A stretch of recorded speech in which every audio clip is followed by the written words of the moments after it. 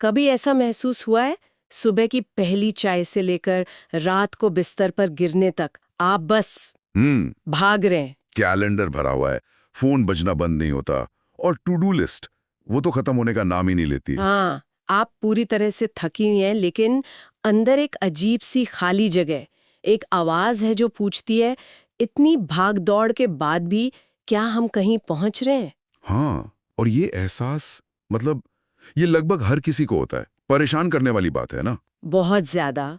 कि हम दिन भर भाग दौड़ करते हैं पर शाम को लगता है कि पहुंचे कहीं नहीं, जैसे किसी ट्रेडमिल पर पूरी रफ्तार से दौड़ रहे हो। बिल्कुल। पसीना भी आ रहा है, सांस फूल रही है, जी पर सफर 1 इंच भी आगे नहीं बढ़ा। बिल्कुल, और आज हम इसी ट्रेडमिल से उतरने की बात करने वाले हैं।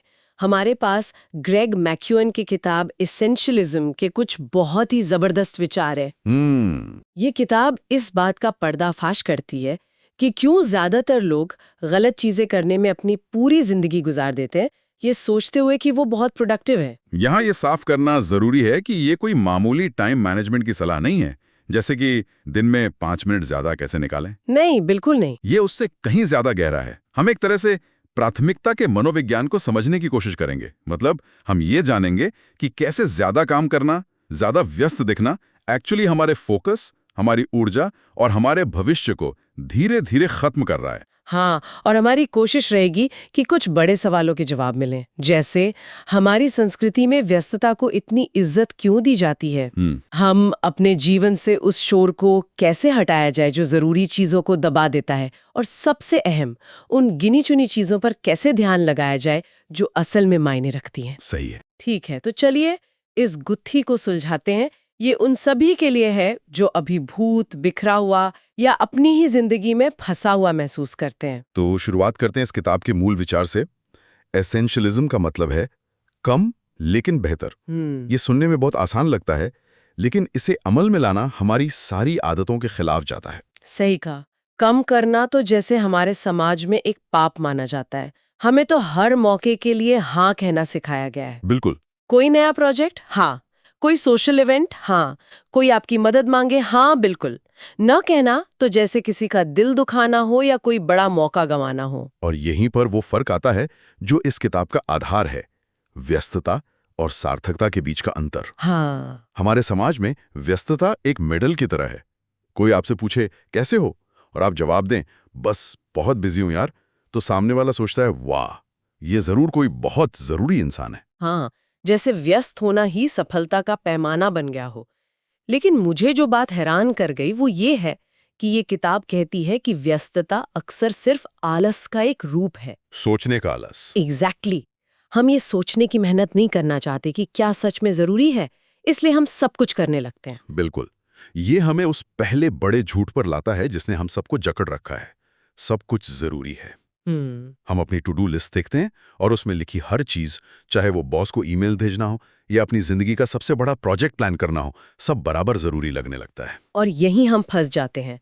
किताब में एक लाइन है जो कहती है, अगर हर चीज प्राथमिकता है तो कोई भी चीज प्राथमिकता नहीं है।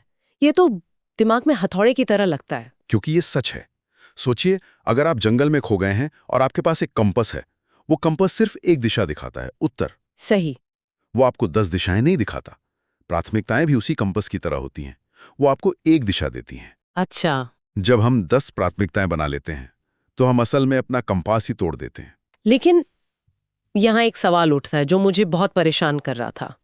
हम हमेशा सुनते हैं कि सफल लोग बहुत ज्यादा अनुशासित होते हैं। वो सुबह 4 बजे उठते हैं, घंटों काम करते हैं। पर इस किताब का तर्क है कि सफल लोग ज्यादा अनुशासित नहीं होते।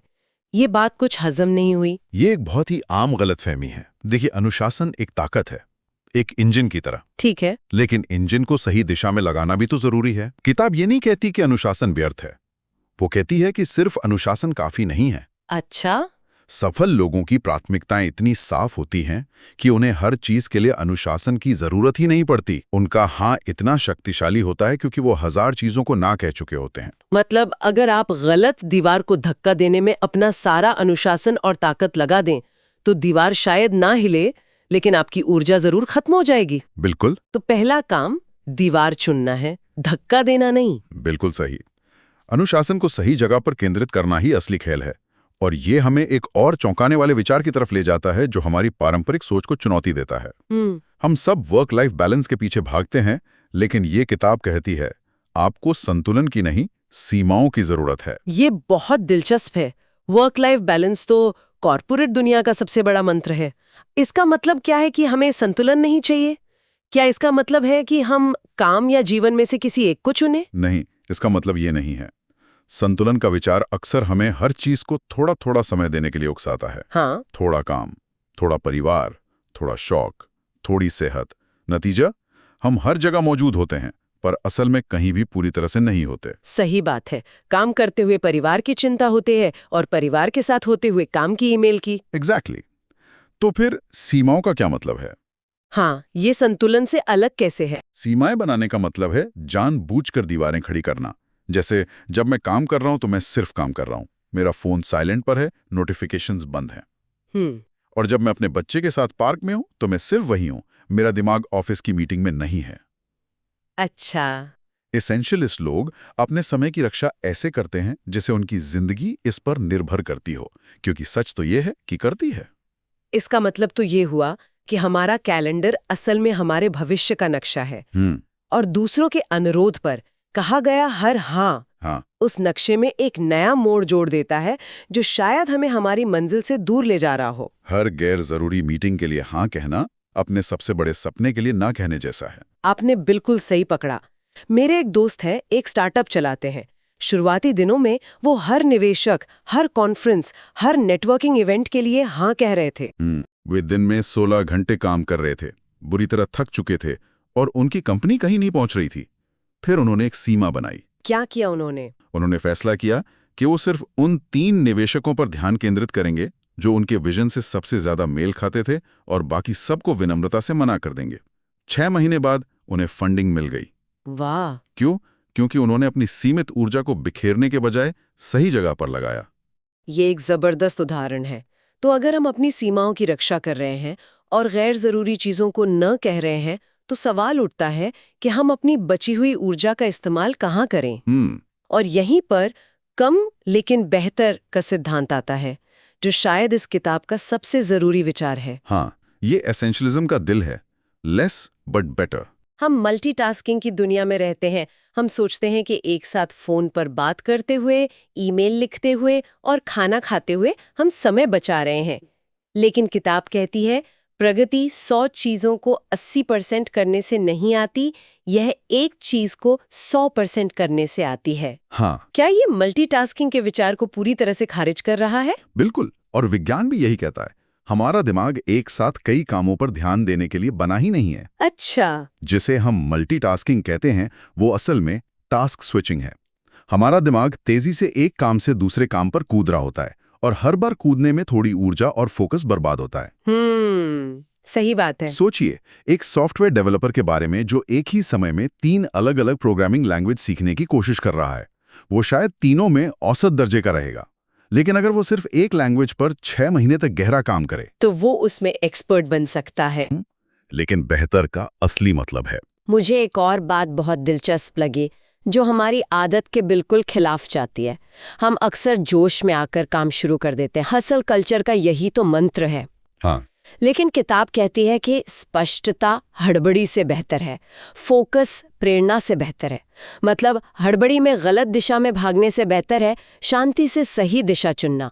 हाँ, और आज की दुनिया में जहां हर तरफ ध्यान भटकाने वाली चीजें हैं, सोशल मीडिया, न्यूज अलर्ट्स, लगातार आते मैसेज, वहां किसी एक काम पर पूरी तरह से ध्यान केंद्रित करने की क्षमता एक सुपर पावर की तरह है। सही है।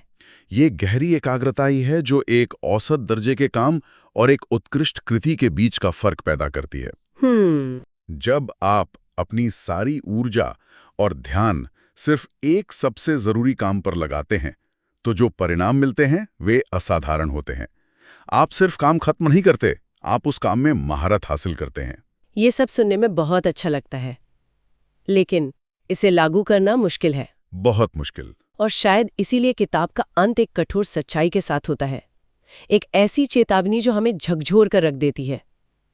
और वो ये है, अगर आप ये नहीं चुनते कि क्या जरूरी है, तो दुनिया आपके लिए चुन लेगी। ये लाइन सब कुछ बयां कर देती है। ये एक बहुत बड़ी चेतावनी है। अगर हम अपने जीवन की प्राथमिकताएं खुद तय नहीं करते तो कोई और कर देगा। हमारे बॉस का एजेंडा, हमारे सहकर्मियों के अनुरोध, हमारे क्लाइंट्स की मांगें, समाज की उम्मीदें, ये सब मिलकर हमारी टू डू लिस्ट भर देंगे और हमें पता भी नहीं चलेगा। और इसका नतीजा? किताब के शब्द बहुत सीधे और चुभने वाले हैं। आप हमेशा के लिए व्यस्त रहेंगे बिना कुछ बने। ये लाइन सुनकर तो रोंगटे खड़े हो जाते हैं। ये सोचना भी डरावना है कि पूरी जिंदगी मेहनत करने के बाद आखिर में ये एहसास हो कि हम बस दूसरों के सपनों को पूरा करने में लगे रहे और हमारा अपना सपना कहीं पीछे छूट गया। बिल्कुल, ये दिखाता है कि निष्क्रियता का क्या परिणाम होता है। हाँ। और यहाँ निष्क्रियता का मतलब कुछ ना करना नहीं है, बल्कि अपने जीवन की बागडोर अपने हाथ में न लेना है। सही। अगर हम अपनी गाड़ी में ड्राइवर की सीट पर नहीं बैठेंगे तो कोई और आके स्टीयरिंग व्हील पकड़ लेगा। हम बस यात्रियों की तरह बैठे रहेंगे और हमारी गाड़ी कहाँ जा रही है इस पर हमारा कोई नियंत्रण नहीं होगा। मतलब एक प्रतिक्रियाशील जीवन। हाँ, एक प्रतिक्रियाशील जीवन जीने पर मजबूर हो जाते हैं, बजाय एक सक्रिय और पर्पसफुल जीवन के। तो आज की इस पूरी चर्चा का सार क्या है?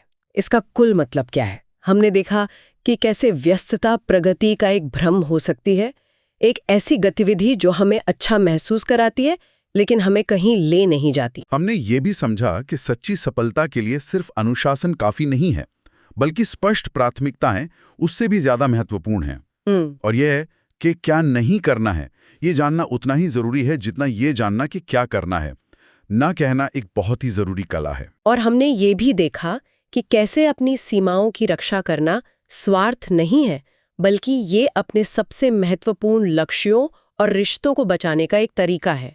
और अंत में कम लेकिन बेहतर। हाँ। ये सिर्फ काम करने का एक तरीका नहीं है, ये जीवन जीने का एक दर्शन है जो हमें भीड़ में दौड़ने के बजाय अपनी राह बनाने के लिए प्रेरित करता है। बिल्कुल। और मैं एक बात साफ करना चाहूंगा, एसेंशियलिज्म जीवन से भागने या सन्यासी बनने के बारे में नहीं है। नहीं। इसका मकसद जीवन को कम करना नहीं, बल्कि उसे और ज्यादा जीना है।